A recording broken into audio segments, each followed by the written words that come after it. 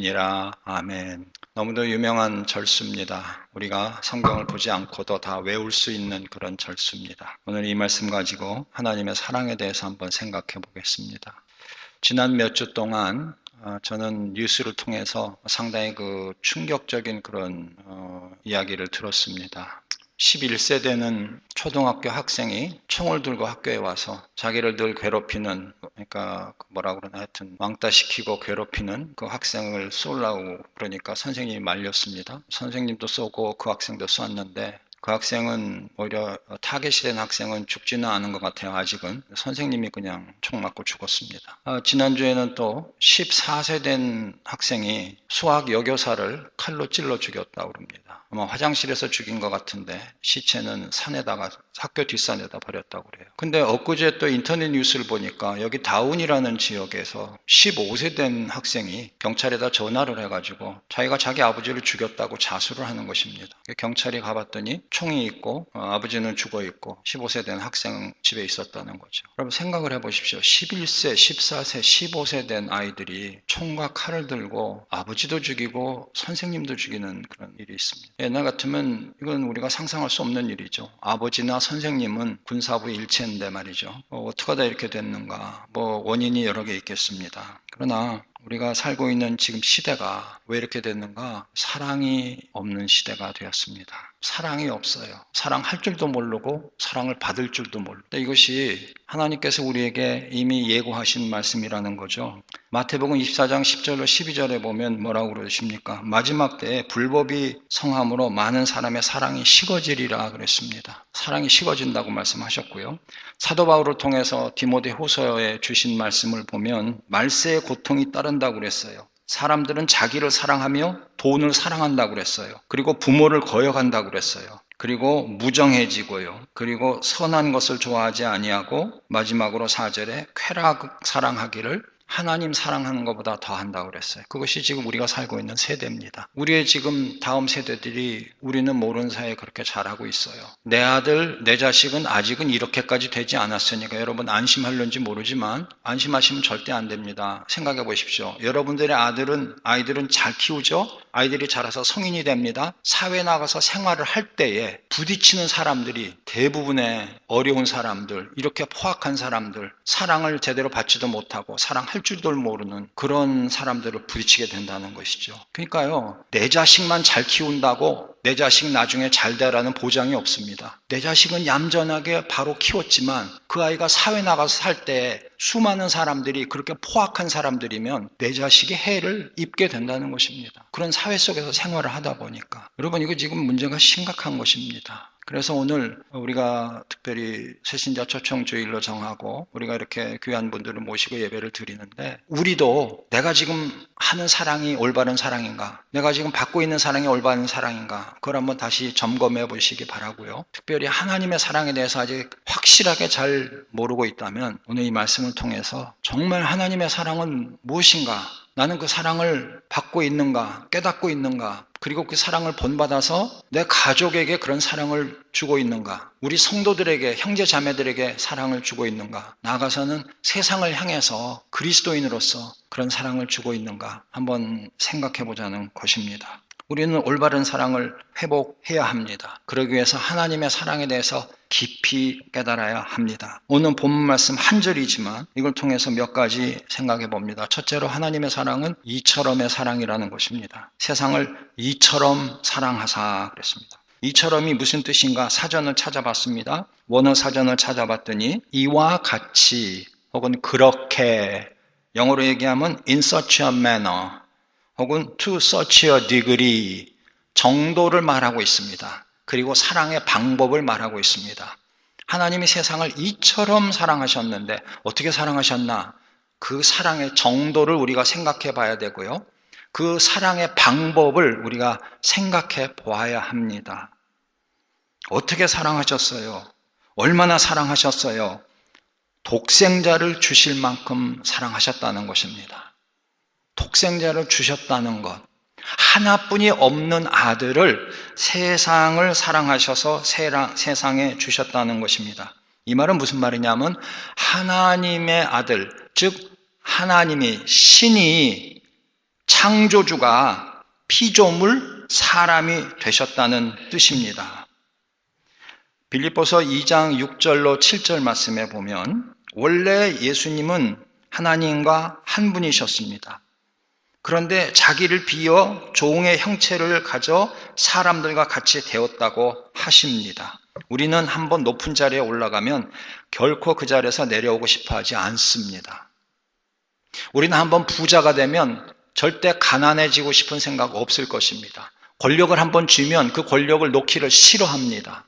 그것이 사람이에요. 그런데요, 많은 것을 가지고 있고 높은 지위에 있는 사람이 그것을 다 포기하고 가난한 사람, 낮고 낮은 권력이 없는 그런 사람하고 똑같이 된다는 것, 이거는 보통 사람 할 수 없는 것입니다. 그런데 창조주께서 피조물과 똑같이 되셨다는 것 참 놀라운 사건입니다. 더구나 본문은 종의 형체가 되셨다고 이렇게 말씀합니다. 이것이 우리 하나님께서 우리를 얼마나 사랑하셨는가를 단적으로 표현해주고 있는 것입니다. 얼마나 우리를 사랑하셨으면 하나뿐인 아들을 우리와 똑같은 그런 종의 형체가 되게 하셨는가.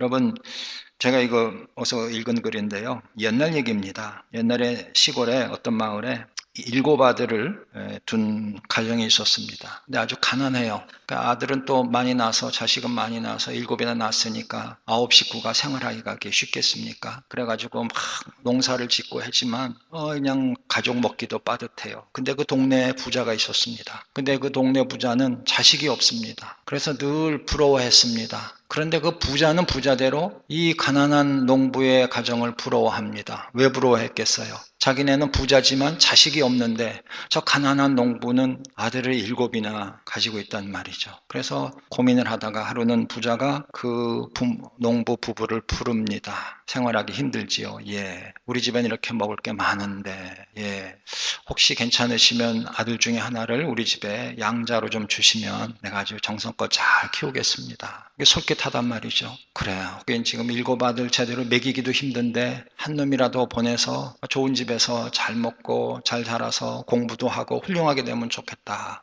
언뜻 좋은 것 같아서 생각해 보겠습니다. 그리고 돌아왔는데 그날 밤에 부부가 고민을 합니다. 7 아들 중에 누구를 줘야 될까? 한 명을 주면 한 명은 참 잘 될 텐데 고민을 합니다. 밤새 고민합니다. 그 다음날 부자가 또 연락을 합니다. 부자 집에 갔습니다. 자, 생각해 보셨나요? 예. 그럼 어떻게 7 중에 누구를 주겠습니까? 그랬더니 글쎄요. 그러더니 그 어머니가 하는 말이 이렇게 얘기했습니다. 큰 아들은 맏아들이니까 주기가 그렇고요. 둘째 아들은 얼굴이 복스럽게 생겨서 주기가 그렇고요. 셋째 아들은 영민하고 재주가 많으니까 아깝습니다. 넷째 아들은 몸이 약하니까 제가 돌봐야 할 것 같습니다. 5째 아들은 할아버지를 꼭 닮았어요.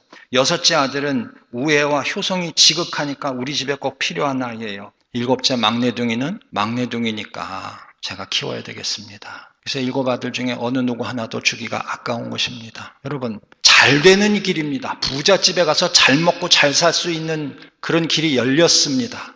그런데도 가난한 이 부부는 7 아들 중에 어느 하나도 주는 것이 아깝게 생각이 됐다는 것입니다. 잘 되는 길을 가려고 할 때도 부모 마음은 이와 같은 것입니다. 그런데 우리 하나님 아버지께서는 예수 그리스도를 잘 되라고, 독생자를 잘 되라고 이 땅에 보내셨겠습니까? 아니지요.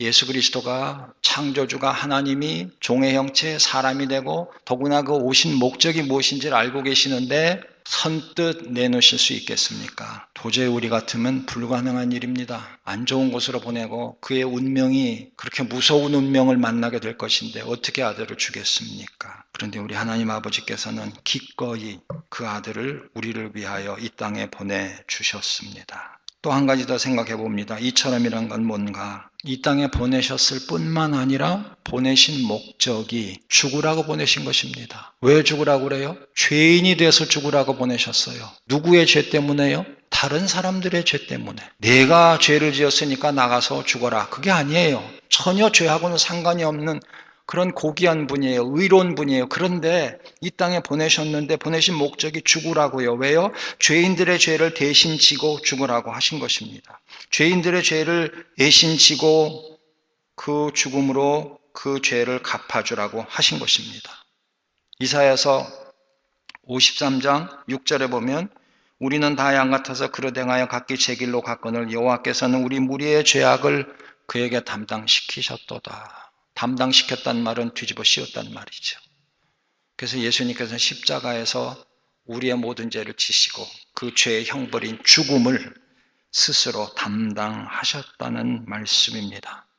예수님은 빌립보서 2장 8절에 있는 대로 스스로 복종하셨습니다. 자기가 그런 운명인지 알면서 기꺼이 이 땅에 오셨습니다. 갓난아이로 태어나셨습니다.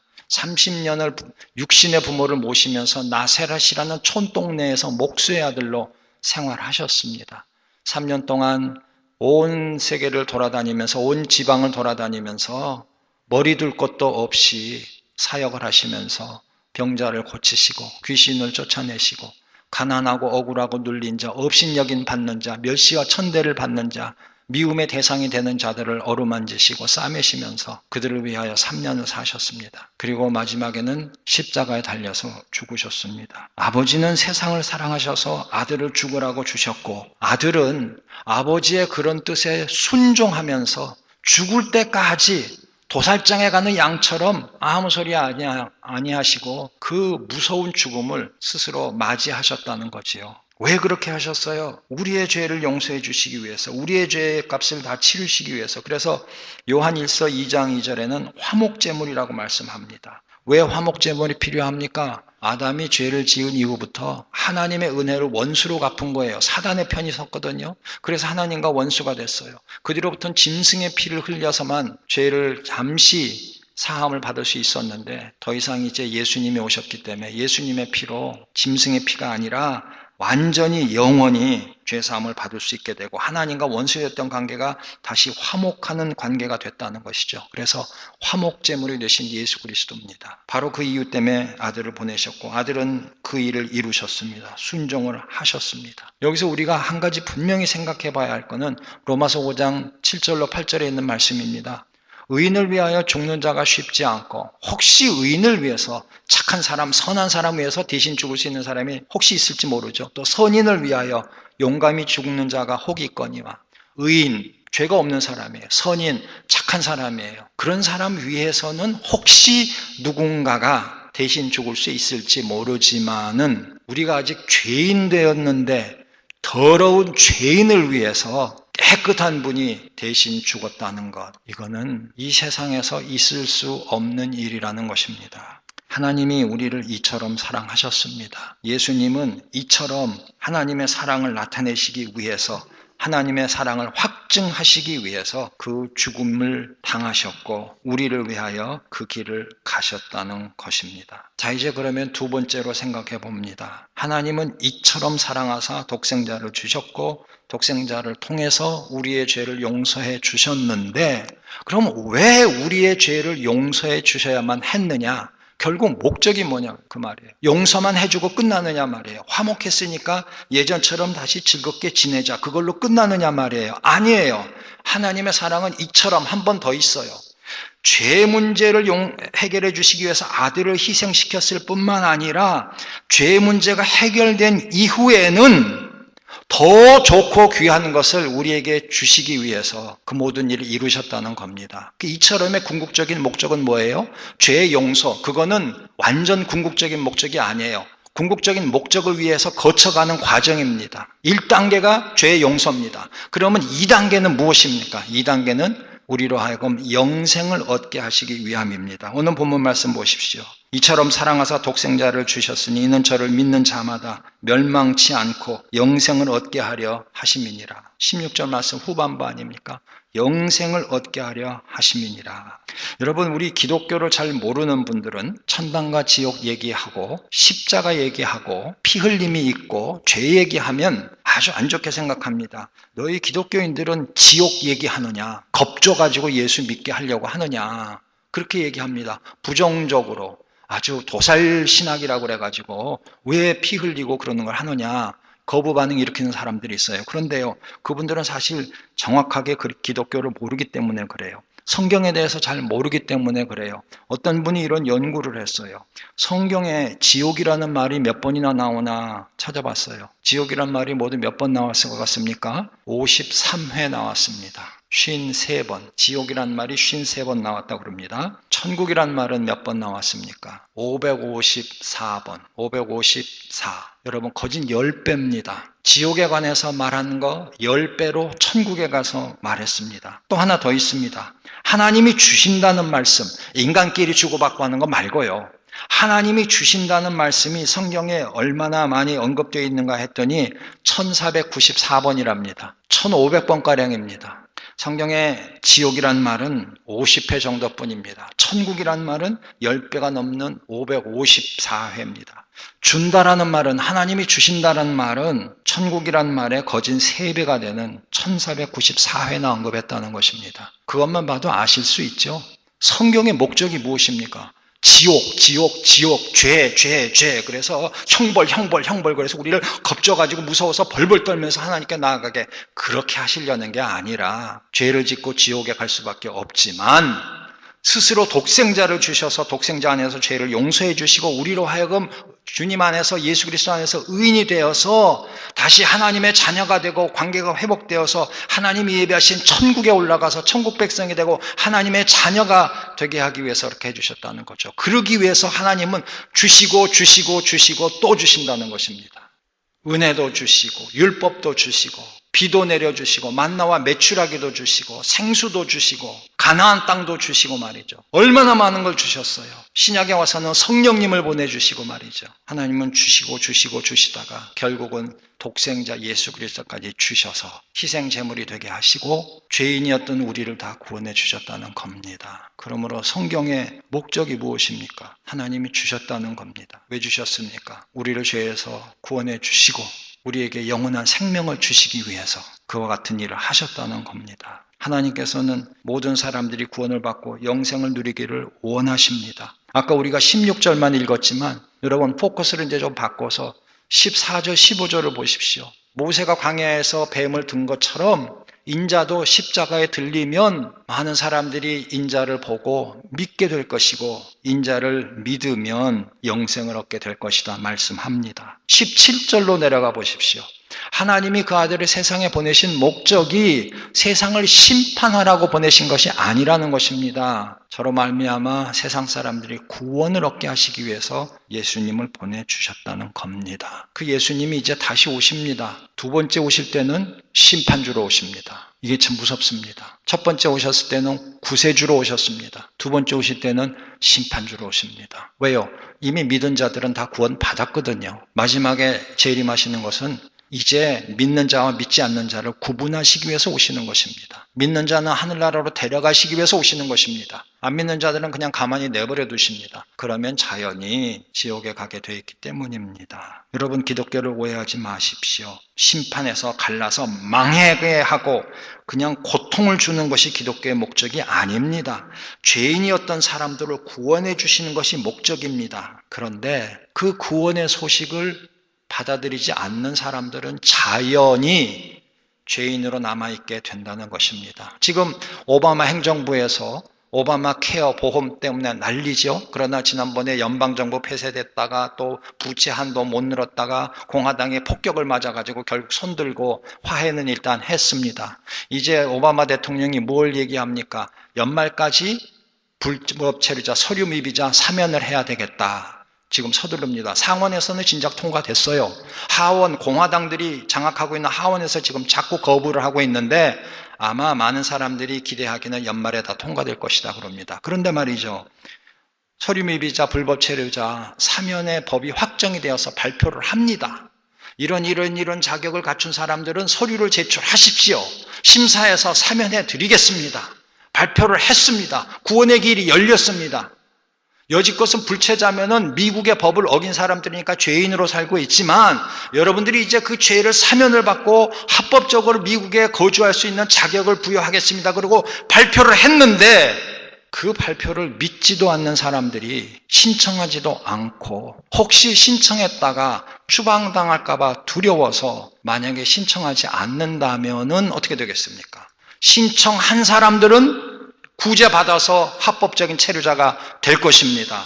그러나 신청하지 않은 사람들은 가만히 있는 사람들은 자동적으로 계속 불법 체류자가 될 것입니다. 원리가 그렇다는 말입니다. 하나님이 구원의 소식, 구원받을 수 있는 방법을 다 만들어주시고 실제로 담당하시고 그것을 알려주셨습니다. 신청만 하면 됩니다. 영접만 하면 됩니다. 그런데 영접하지 아니하고 가만히 있으면 어떻게 됩니까? 그냥 그대로 죄인이지요. 그냥 그대로 불법 체류자지요. 가만히 있으면 그렇게 됩니다. 망하게 하고 심판하기 위해서 하나님이 하신 일이 아닙니다. 다 죄인들이었을 때, 의인이 하나도 없을 때 하나님께서 그들을 불쌍히 여기셔서 아들을 보내셔서 죄값을 치르게 하시고 구원의 길을 열어주신 것입니다. 우리는 그 길을 가면 됩니다. 그것이 하나님의 사랑입니다. 이제 마지막으로 말씀드립니다. 그럼 어떻게 할까요? 이 독생자 예수 그리스도를 어떻게 할까요? 예수 그리스도가 독생 성자임을 믿으십시오.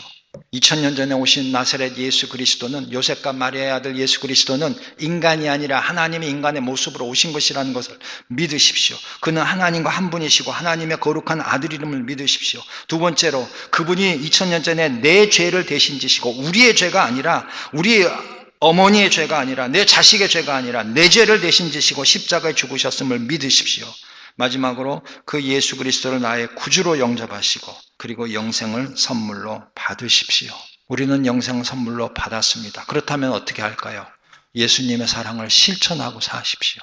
여러분, 사랑은요, 주지 않고는 사랑할 수 없습니다. 어떤 분이 이런 얘기 했습니다. 사랑하는 마음 없이 줄 수 있다는 거예요. 더러운 거지 보면서 에이구 저것도 인생이라고 애 딱 가져라 그러고 쿼러나 1불짜리 하나 던져줄 수 있어요. 주기는 주죠. 그러나 사랑이 없어요. 그런데요, 뒤집어 얘기합니다.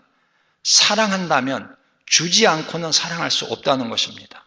내가 당신을 사랑합니다. 말로만 해요? 아니에요. 줘야 돼요. 물질 주나요? 아니, 물질뿐이 아니에요. 시간을 줘야 돼요. 함께 있어야 돼요. 내 자신을 줘야 돼요. 사랑한다고 그러면서 같이 시간 보내지 아니하는 거, 그거 사랑 아닙니다. 사랑한다고 그러면서 자기 것만 챙기는 거, 그거 사랑 아닙니다. 사랑하면 상대방이 요구하지 아니하여도 내가 주게 되는 것입니다. 여러분, 간단한 겁니다. 자식 사랑, 우리 어머니들 자식이 달라고 그러기 전에 넘치도록 주시고 싶은 것이 어머니들의 마음입니다. 우리 하나님 아버지의 마음은 더하십니다. 여러분, 하나님의 사랑을 본받으십시오. 주십시오.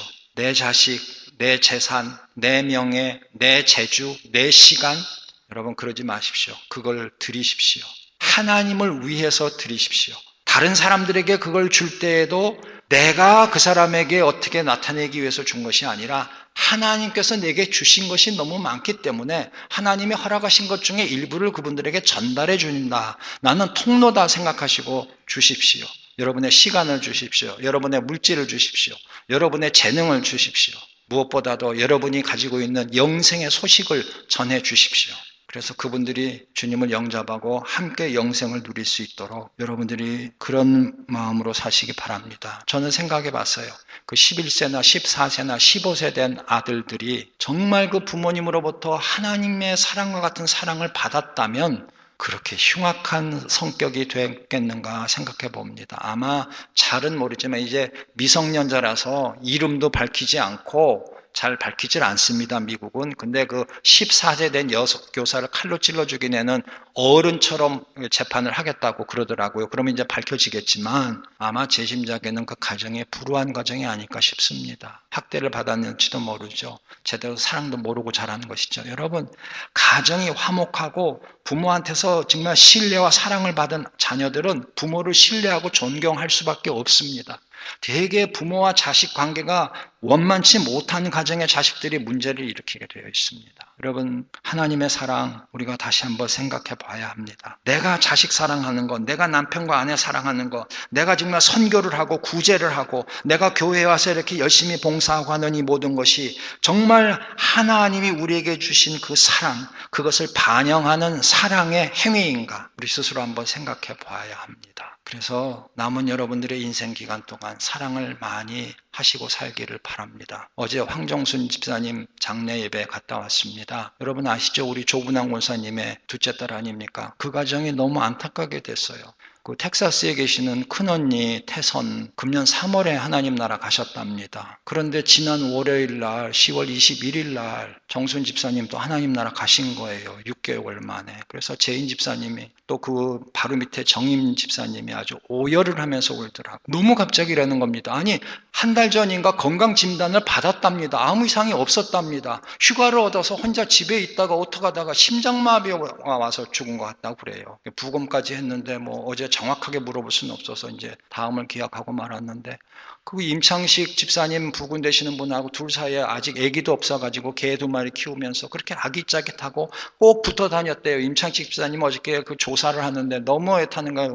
너무 많은 사람들이 울더라고요. 그럼 뭐 동생이 또 재인 집사가 하는데 또 많은 사람 울었어요. 근데 여러분 어제 느낀 게 그래요. 어제 그 집례하시는 목사님도 그런 얘기 하셨지만 우리는 항상 여유가 있는 것으로 착각하고 산다는 거예요. 조금 있다 만나리라, 조금 있다 뭘 하리라. 그렇지 않습니다. 하나님이 우리를 언제 불러가실지 모르는 것입니다. 그렇게 건강했던 분이 52살에 건강했던 분이 월요일날 혼자 집에 휴가를 즐기고 있다가 하나님의 부르심을 받은 것입니다. 여러분 다음 주에 여기 꼭 올 수 있다는 장담 있어요? 100%? 저는 장담 못해요. 제가 다음 주에도 여기 서서 여러분들에게 말씀을 전할 수 있을까? 하나님이 숨을 허락하시면 생명을 연장시켜 주시면 그렇게 할 수 있죠. 여러분 언제 무슨 일을 만날지 모르는 것입니다. 기회가 있을 때 하십시오. 어제 집례하신 목사님이 황정순 집사님이 그 K10 거기서 하니까 지난번에 임태경 씨 왔을 때 그 한국일보 주최였거든요. 티켓을 해가지고 목사님께 드렸대요. 그래서 이제 목사님 가서 그거 임태경 그거 콘서트 잘 구경하시고